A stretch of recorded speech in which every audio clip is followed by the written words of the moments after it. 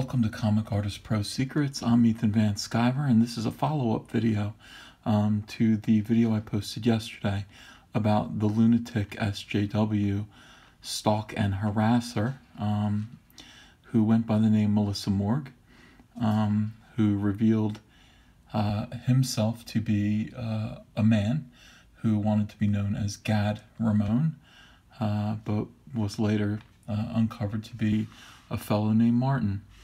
And I wanted to make another video because I found out a lot more information that shed a new light on this for me.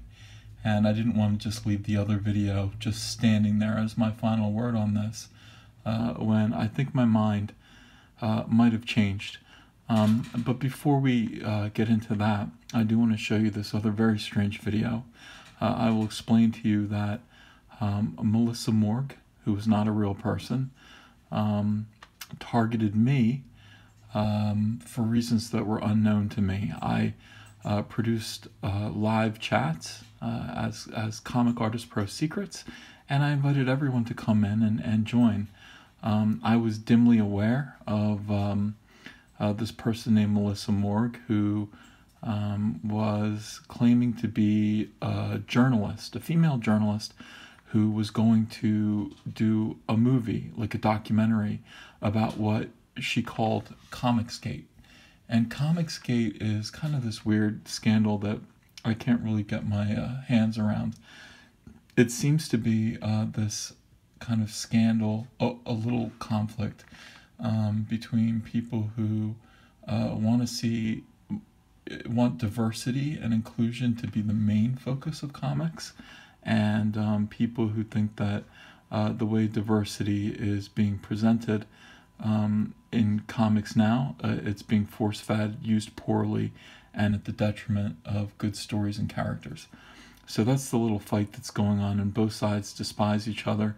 I don't think it's a real industry-wide problem. I think it's just a small squabble between a contained few people. But anyway, some of those people attend my chats, and they're all welcome. Everyone's welcome.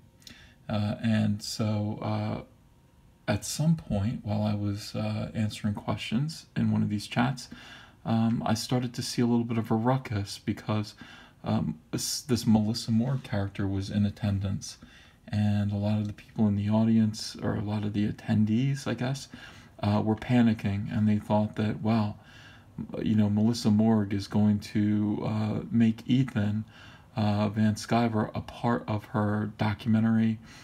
She's going to slander him, and you know, because he's a conservative Republican, he's going to be a part of this.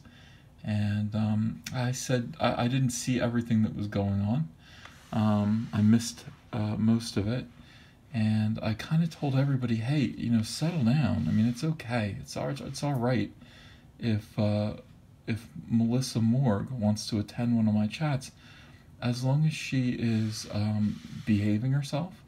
And she was in there asking pertinent questions, and you know, I just said, leave her alone. So I got a message from her a little bit later. I'll show you that message real quick here. So this is from Melissa Mendelbaum, and this, you know, I think this was in October. Ignore that December 9th thing there. What does that say? Why does it say December 9th? It says, hey Ethan, sorry about the drama in your chat. I'll just read it. I'm public enemy #1 in diversity in comic circles, which is a problem because there's overlap with the real fans. I really wasn't trying to start trouble, but anytime the name Melissa Morgue comes up, they sort of mob me, and I never know when it's gonna happen. Sometimes it's okay, sometimes it isn't. It's been rough. I'm working on a film right now about Comicsgate, and pretty much everyone on both sides of this is incredibly nervous about it. It's really not that big a deal. It's a stupid YouTube thing I'm doing for film school, but apparently I'm ruffling some feathers.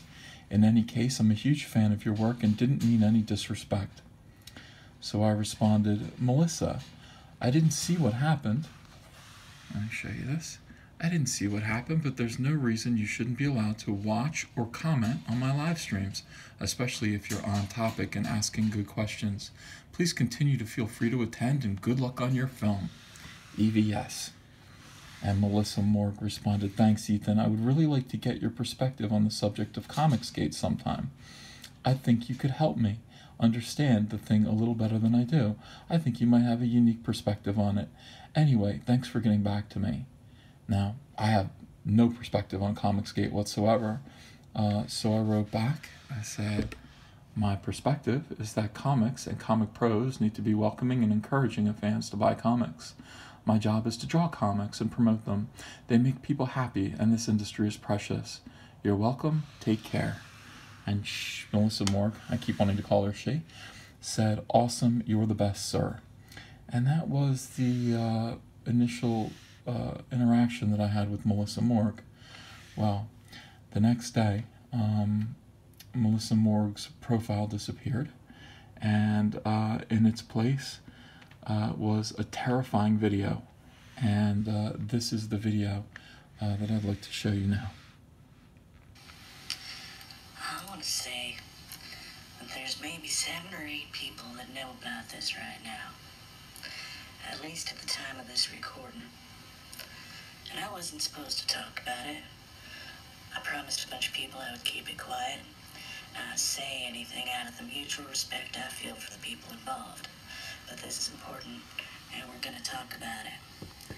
This weekend, after being driven off Nathan Van Skyver live streamed by DNC followers and decking it out with no less than 8 rounds of hate mobs by the entire Comicsgate community over the last 2 weeks, y'all finally managed to silence Melissa Morgue. She's gone. She ain't coming back. And I don't blame her. Y'all don't deserve a woman like that anyway. Some motherfucker figured out where she lives and where her kids go to school and used a sock puppet account to tell her all about it. 7 pictures and all. I seen them. I ain't sharing them. You can cry about proof all you like, but you can suck my dick. Melissa did what any responsible parent would do and deleted her Twitter. Stopped work on her film project. Now there's nothing to worry about from her. Y'all are such a nice crowd. Good guys. Want to know what she was working on? I can tell you that too. See, she was trying to explain to you dimwits that the whole milkshake thing was a terrible misunderstanding. Fall lies a little bit of everywhere. Let's be honest about that. And there are plenty of people who know what I'm talking about, if they want to cover it. She wanted to tell you that Marvel's heard you and wants to reconcile, but they ain't gonna stand for bigotry. And if it needs to be explained to you why calling someone a man in a wig is bigotry, you don't belong here. She talked to 38 pros, and they all told her the same shit. They're scared. Nothing's changing when things are the way they are, and they ain't gonna listen until everything changes. Not to any of you. And that's on you, you dumb motherfuckers. She had it all laid out, along with a plan on how to fix it and exactly what to do, step by step. It was beautiful, and it showed a love of the industry and the medium, even the fans, you guys. But now you'll never get to see any of it, and it's your own damn fault. Nothing's gonna change until such time as y'all cut it the fuck out. Do you really think that Marvel wants to give guys like DNC an easy win? Hell no. It's time to get right with God over this. Don't tell me this crap don't exist. I've been here all along and I've seen it personally. I've taken part in it, and so have you, so shut the fuck up. Don't tell me there ain't no problem, or that our critics are wrong, because they're not. If we want to do this, if we're going to make things better, we need to clean house. We need to knock this shit off. Y'all just lost something beautiful. I hope you're happy. Okay, I apologize for the language there and a couple of spots that was kind of rough. Um, this message came out, and an industry professional, Spider-Man writer Dan Slott, approached me and said, "Hey, Ethan, do you know this Melissa Morgue? She's a young mother, and she received pictures of her children that were sent to her house, as if to say, we know where your children live, and we're, et cetera, et cetera." They've doxxed this woman for being a critic of diversity in comics. The YouTube site that criticizes Marvel Comics, actually criticizes all comics. But Dan Slott said, this is ridiculous, and what do you know about this? And I just said, look, this is the interaction that I had with this person. I am unaware of any of this. If it's true, it's an outrage. It's terrible. Please, if you're in touch with this Melissa, please have her call me, please. And I received nothing of value out of that exchange. But Melissa Morgue did come back, and Melissa Morgue began writing columns. I don't know. I mean, it got really strange. Well, anyway, so it went on and got weirder and weirder, and she this person continued to DM me, and I had no idea what was going on. I felt like this was someone who was an extreme leftist who was attempting to trap me and saying something terrible that would ruin my career.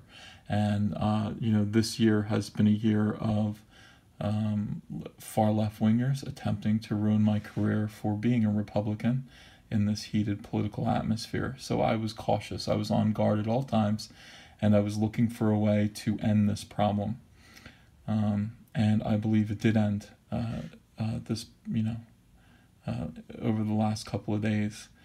But then I investigated. I wanted to know, and there were people who actually knew what this was all about. There were people who figured out who Melissa Morgue actually was, and today, actually just an hour ago, I received the whole story behind this incident, and that's kind of where I want to go from here. All right, so let's cut the ugliness and sarcasm out of this image, and then just focus right here. Okay, so here's what happened.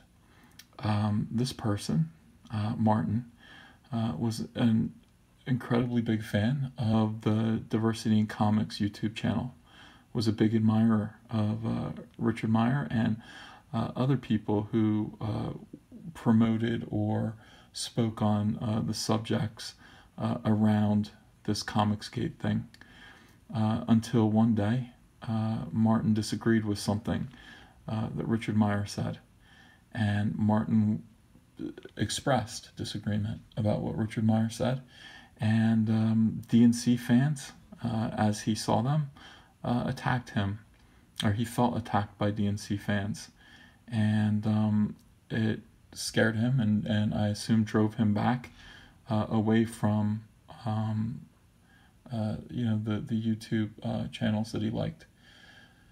And apparently he this made him bitter, and he began to go on a bunch of rants on Twitter about how DNC was a bigot and a monster, very similar to what he did to me, and even added something to his Twitter page.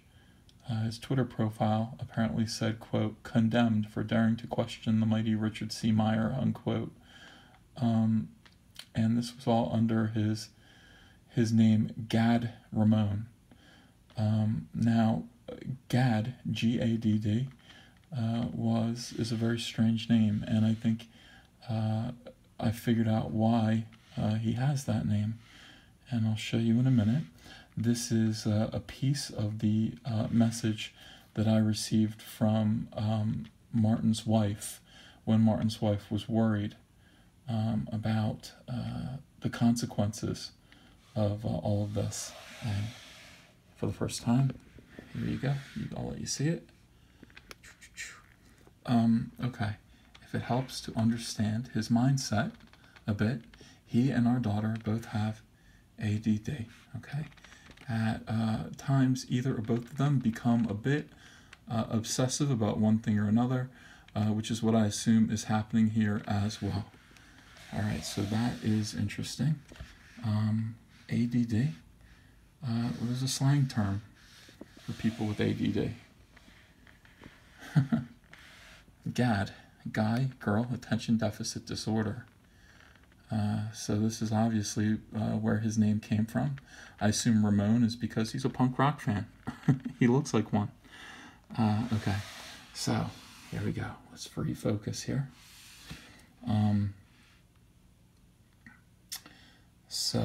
Anyway, this is a gentleman who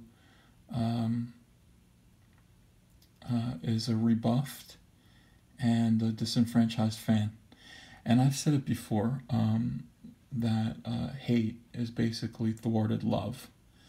And it's the worst kind of hate too. I experience it right now. There's a woman who stalks me on and harasses me online, and the reason is because I felt like she was showing me too much personal attention on my Facebook page, so I unfriended her. I didn't care, she was just a fan. I didn't think another thought of it. This was just, hey, I have boundaries, and you are, kind of stepping over those boundaries, so I am going to unfriend you. And I did it thoughtlessly, and now this person hates me with a fiery passion. Why? She used to really, really like me. She used to really be a fan, because I thwarted that love, So that's when people become unhinged. And that is, I believe, what has happened to our friend Martin. He was a big fan, and he went to the dark side real quick because he felt like his community shunned him. And that is the reason for all of this. That is the reason for the Melissa Morgue persona. And it is the reason why he is in this trouble now. And I have tremendous pity for him and compassion that I didn't feel yesterday. Yesterday I was angry, and yesterday I felt sorry for him at the same time. But now I actually feel compassion and pity for Martin, and I can imagine what it feels like to feel like you belong one day, and then the next day you feel rejected and attacked and like you no longer belong. And that is the tragedy of all of this. Now, everything else, honestly, to me is irrelevant. It's all a symptom of the feeling of the pain that he was going through. And hey, I don't know. I don't know how bad this got. From my point of view, I felt like here was a person who was trying to infiltrate my life and destroy my career. And sure enough, that actually did happen. Fortunately, it happened ineptly, and his stab at taking me down for some reason was stupid, and it didn't work. But I'm going to forgive that, as this man commands me to do, and I am going to look upon this person as someone who is hurt inside, and forgive and move on. If there's anything I can do, I'm here, I'm available.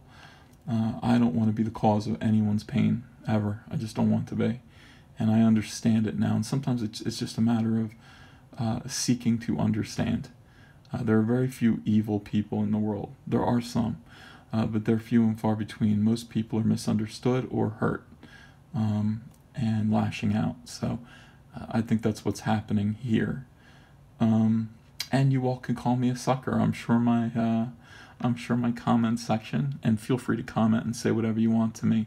I'm sure my comment section will blow up with people saying, hey, you know, no, this guy's a monster who wants to hurt you and others. And okay, well, you know, that's fine. I just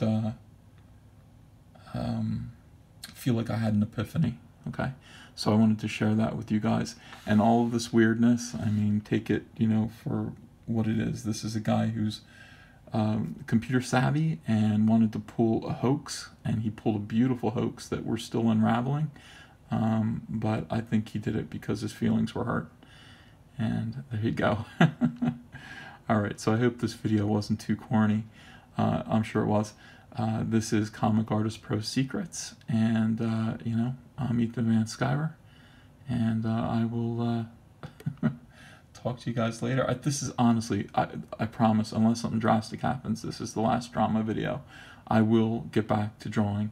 I will do a how to draw Venom video, and also I'm going to draw all 6 metal Batman, you know, from the Metal series, the alternate universe Batmans. I'm going to show you how to draw all 6 of them. And we'll do that tomorrow, okay? Thanks, guys. Bye.